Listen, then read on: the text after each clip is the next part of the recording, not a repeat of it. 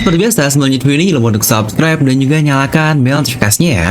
Karena kalian tidak akan tertinggal informasi menarik seputar One Piece hanya di channel Devil Nomi. Pastikan sebelum kalian komen, kalian tonton video sampai habis agar tidak ada informasi yang miss dan tersesat seperti Babang Zoro. Nah, buat kalian yang ingin mendapatkan baju berry keren yang eksklusif di sebelah nama kalian seperti ini dan stiker yang unik-unik ini, kalian bisa klik tombol join di sebelah tombol subscribe. Yuk ikutan join, ke-50 orang ini saja sudah bergabung. Nah, seperti biasa, kita akan mereview One Piece untuk chapter terbaru, yaitu kali ini di chapter 1063. Oke, kita langsung saja. Chapter 1063 ini berjudul My Only Family atau satu-satunya keluargaku.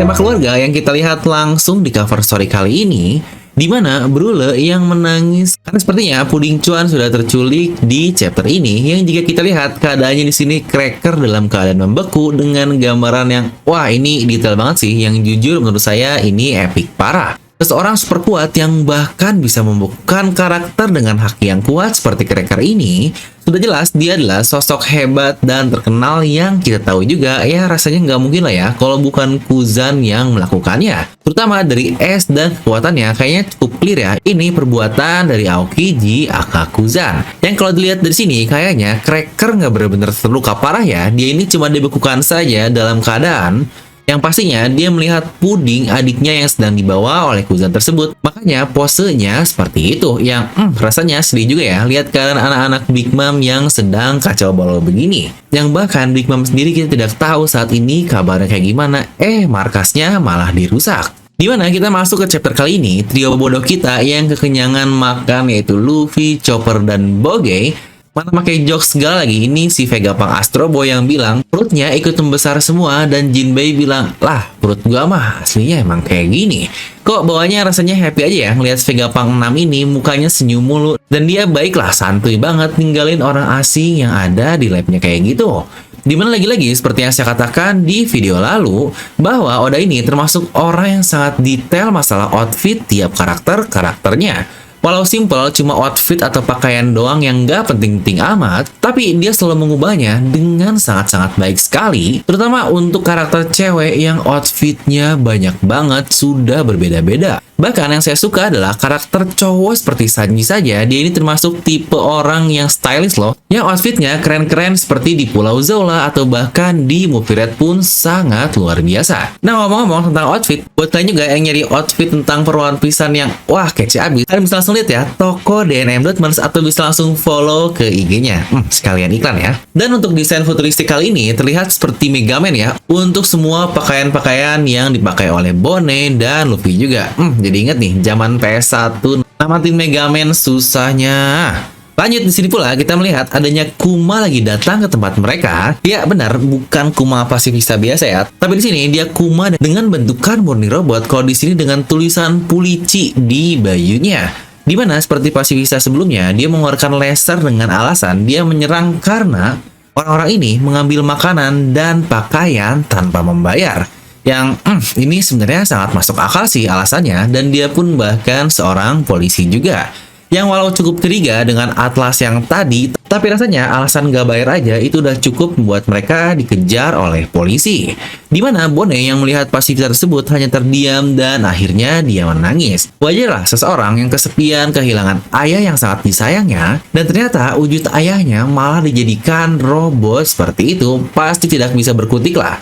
Makanya di sini Luffy dan yang lainnya pun tidak bisa merespon apa-apa. Hanya akhirnya Luffy lagi-lagi menolong orang lain, dan itu adalah Bonnie. Ya walau terlihat efek ledakan seperti itu, tapi tahulah ya mereka pasti tidak akan kenapa-napa. Tapi satu yang menarik adalah, mari kita lihat kata-kata Luffy di sini. Itu adalah laser. Ya mungkin buat kalian, para pendewa haki bakal bilang laser mau gimana pun kayak bisa dengan mudah ditangkis oleh haki. Tapi Luffy sendiri bahkan berkata seperti ini, yang berarti laser ya laser sangat berbahaya seperti itu. Dan seperti yang pernah dibahas juga sebelumnya, walau Kuma ini kemungkinan seorang raja sorbet, tapi kita lihat mereka dahulunya sepertinya hidup susah. Terutama ketika Oda menggambar Bonnie dan Kuma ketika mereka masih kecil. Karena lagi-lagi di sini terlihat walau sekilas Kuma sang ayah dan Bonnie kecil yang gemoy banget, tapi terlihat dari pakaian dan tangannya yang kusam banget, yang mereka terlihat seperti gembel. Ya kelihatanlah hidupnya cukup sulit. Dan inilah dia highlight utama di chapter ini, Lau dan Kurohige. Ya benar, seperti yang kita tahu, Lau diubah menjadi wanita oleh kekuatan dari Doki, dan sudah terprediksi juga Lau jadi cewek yang pasti cantik bener. Yang aduh, ini doi kawaii banget, mana ada tato di dadanya juga. Di sini terlihat bahwa perubahan gender itu adalah penyakit yang dapat menular, karena ketika tersentuh, sekitarnya pun langsung berubah menjadi wanita sama seperti Torao. Tapi yang menarik adalah Torao di sini berkata dari pengalaman. Hak yang kuat akan membuat kemampuan buah iblis tidak bekerja. Ya ini pun sudah jelas kita lihat ketika Lau tidak bisa memindahkan Kaido dan Big Mom dengan Sunblast-nya karena haki mereka yang sangat kuat sekali. Dimana bahasan haki lebih lengkapnya kita lanjutkan di bagian analisis saja ya. Lanjut ke chapter ini, Lau pun yang sebelumnya kesusahan bertarung di tengah lautan, akhirnya dia berhasil untuk sampai ke pulau terdekat, dan dari situ Doki pun berkata, "Wow, dia berhasil melepas penyakit atau disease itu ya, sesuai harapan bagi orang dengan bounty 3 miliar berry." Ya benar, Doki, the Death God, sang dokter kapal Kurohige, memakan buah iblis Siku-Sikunomi, dan dia pun berkata, penyakit barusan adalah penyakit berubah menjadi wanita. Di sini pun kita melihat Van Augur sang sniper yang dilihat-lihat dia sekarang punya jenggot ya. Dia memakan buah iblis Wapu-Wapu Nomi alias Warp yang membuatnya menjadi manusia jumper yang bisa teleport. Kemampuan teleport seperti ini dimakan oleh seorang sniper yang wah, ini definisi jenius banget sih. Makin gila banget nanti Usopp harus bisa melawan dan target orang yang dapat berpindah-pindah tempat. Di sini pun Van Augur menteleport Burgess ke pulau terdekat tersebut, yang di sini kita melihat gunung yang bahkan sebesar itu dapat diangkat dengan mudah oleh Jesus Burgess. Yang ternyata dia juga memakan buah iblis yang bernama Riki Rikinomi yang membuatnya mendapatkan kemampuan sangat super. Ya, karena Riki ini berarti power atau superhuman saja. Lagi-lagi mengenai batasan-batasannya akan kita coba bahas di sesi analisis video ini juga. Dimana Torao pun menyadari dan berkata mereka semua ternyata memakan buah iblis, dan itu adalah kemampuan yang berhasil mereka dapatkan. Setiap masing-masingnya memiliki kemampuan yang sangat-sangat gila sekali, tidak aneh bounty-nya terus meningkat yang wow. Kira-kira berapa ya bounty daripada komandan atau titan bajak laut Kurohige ini yang harusnya sih udah di atas 1M lah ya. Dan akhirnya sang bos pun datang dan dia adalah si bangsat Kurohige. Dia berada di atas Stronger dan Doki juga dia berkata kepada Torao sudah lama ya tidak bertemu. Ya benar, ini tentu ada hubungan dengan insiden Rocky Port di mana kesemuanya berhubungan satu sama lain juga. Yang bahkan dia pun melanjutkan dengan Kaido dan Big Mom yang sudah jatuh, kalian berhasil membuat dunia ini terjungkir balik upside down. Kata-kata yang sering diucapkan seperti kata-kata Roger kepada Rayleigh dahulu, dan dia juga bilang, pasti di antara Mugiwara, Kid, dan kau, aku yakin salah satu dari kalian akan melewati pulau ini. Yang terjawab ya, alasan kenapa Kurohige ada di tengah lautan karena dia sudah menunggu kedatangan dari salah satu trio tersebut. Yang hal ini pun lagi-lagi sudah pernah saya bahas di video lengkap pembahasan insiden Rocky Port, di mana jangan-jangan nanti orang-orang yang ada hubungan dengan insiden itu akan berada di satu pulau yang sama, di mana contohnya Kobe yang diculik oleh Teach dan sekarang Lau pun langsung berhubungan dengan Teach juga. Nah, buat yang penasaran, salah satu teori yang sudah terkonfirmasi bisa kalian tonton di video ini. Di sini pun Teach berkata, Kaido sudah jelas milikinya bukan? Berapa banyak yang kau punya saat ini? Aku akan mengambil semua Road Poneglyphmu. Dan sini Lau pun menjawab, pemikiran yang sama pula. Pemenang akan mendapatkan semuanya. Dan sini ada notes dari editor, pertarungan orang-orang kuat, duel luar biasa yang tidak terelakkan. Dan seperti biasa, kita akan masuk ke sesi analisis untuk membahas hal-hal yang perlu dibahas lebih dalam di chapter ini. Pertama, kita akan bahas dari kata-kata Lau dulu, terutama bagian ketika dia bilang pemikiran yang sama, apakah jangan-jangan Teach juga dia memiliki Rod Poneglyph dan bagaimana dia mengetahui tentang Rod Poneglyph ini. Dan dari kata-kata Kurohige juga, apakah Lau hanya punya Poneglyph dari Wano saja, atau ketika Zou juga dia mendapatkan salinannya, yang nggak tahu juga apakah Rod Poneglyph yang kru topi jerami dapatkan di Whole Cake Island diberikan juga kepada Babang Torao ini karena mereka aliansi, yang ini masih kita belum tahu nih. Karena jika seperti itu, bukankah Teach lagi-lagi langsung mendapatkan jackpot 3 Rod Poneglyph di satu orang, yaitu Babang Torao, yang aduh ini bakal menyebalkan sekali. Dan lalu juga bahasan kita adalah apakah Lau akan bernasib sama seperti Portgas DS, yang sejujurnya ini sangat-sangat mungkin terjadi. Toh dua-duanya juga adalah Margadi yang sama kan, ya walau hati tidak terima sih, dia ini udah jadi karakter favorit juga yang udah bersama kita lebih dari 10 tahun lamanya. Tapi siapa sih yang emang kepikiran Ash bakal mati gitu melawan karakter sialan seperti Marshall the Teach? Dan yang jadi pertanyaan adalah, apakah ini akan jadi pertarungan all out seperti Ash versus Teach dahulu? Bagaimana dengan Koby yang sebelumnya diculik pun kita masih belum tahu, yang menurut prediksi saya jangan-jangan bakal ada fit nih yang ada berikan kepada Koby di duel antara Lau dan juga Kurohige. Nah lalu mengenai buah iblis dari kru bajak laut Kurohige, yang sejujurnya itu semuanya buah iblis yang sangat gila sekali. Kira-kira bagaimana ya masing-masing batasannya? Kita akan mulai dari siklus ekonomi milik Doki, sang dokter kapal. Yang ini, buat yang belum nonton spoiler, mungkin belum tahu bahwa saya sendiri sudah pernah memprediksi buah iblis dari Doki adalah buah iblis penyakit disease Nomi di tahun 2020 lalu ketika masih zaman pandemik. Aduh, bahas penyakit di zaman pandemik lagi ya. Yang bahkan di video juga saya mengatakan terkait itu akan berefek ke seseorang yang menyentuhnya. Ya mungkin saya kasih cuplikannya sedikit di sini ya. Kita tahu Doki mempunyai kekuatan untuk membuat semua orang sakit dalam menyentuhnya. Mungkin ini alasan juga kenapa Doki dan kudanya selalu terlihat sakit, padahal dia adalah dokter kapal dari bajak laut Kurohige.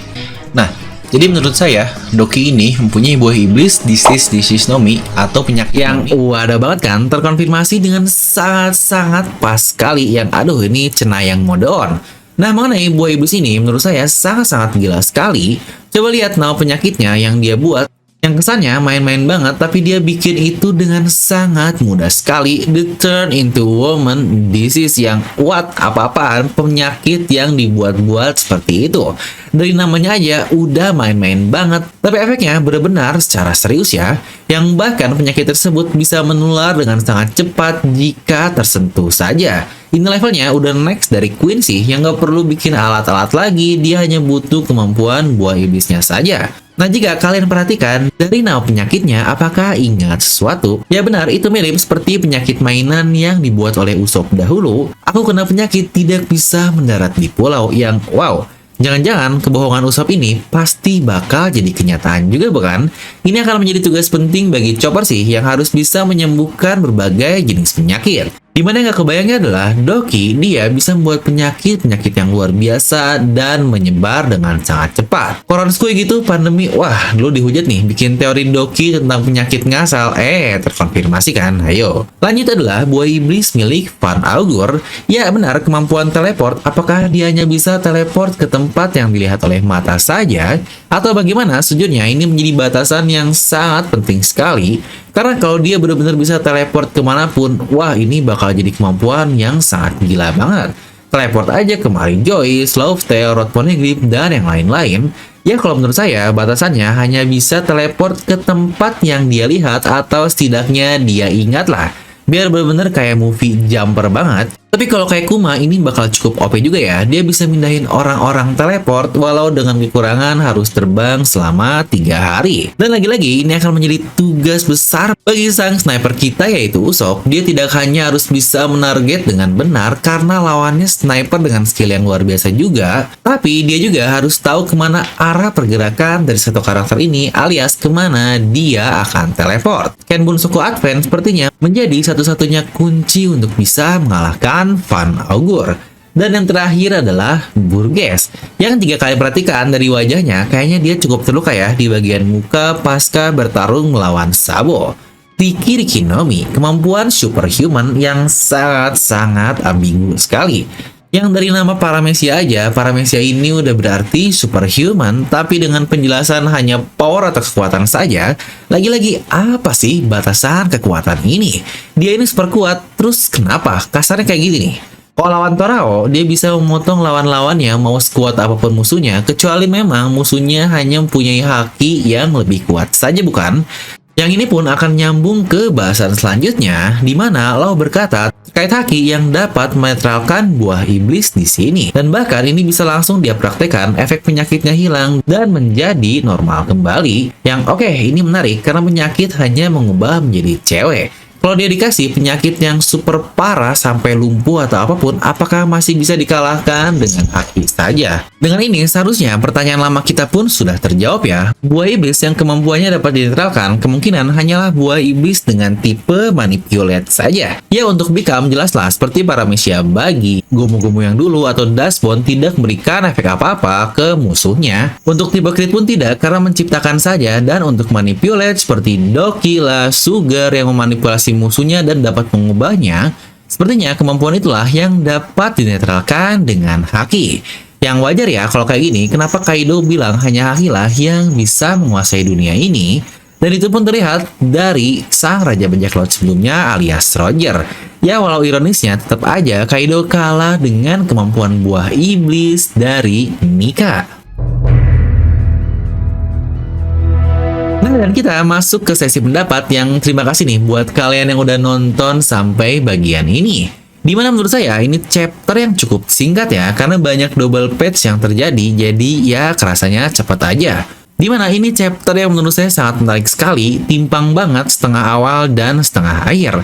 Masih tenang-tenang di Pulau Egghead dengan drama keluarga Bone, langsung dilempar ke lautan dimana duel Yonkou. Di sini Law bisa dibilang setara Yonkou dong, ya orang bertiga dibilang setara, Law, Luffy, dan Kid dengan bounty 3 miliar berry. Luffy menjadi Yonkou karena seluruh krunya yang gila-gila, makanya krunya disebut sebagai ke-9 Komandan Topi Jerami. Jadi overall untuk chapter ini akan saya beri nilai 9 dari skala 10. Kita perlu menunggu duel all out sebenarnya, walau nggak tahu ya bakal ada gangguan atau enggak. Kebiasaan Oda lah kan biasanya kayak gitu. Kalau nggak di skip dulu kemana di chapter depan bakal ada apa-apa, terutama untuk karakter seperti Teach dan Lausi. Yang saya sendiri sangat berharap Koby bakal datang. Nah, informasi juga minggu depan tidak libur ya. Jangan lupa cabut, lihat dulu video ini.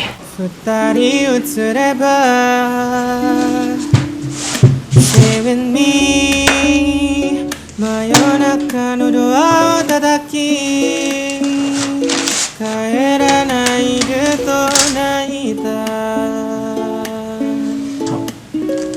あの季節が今目の前 Seven me.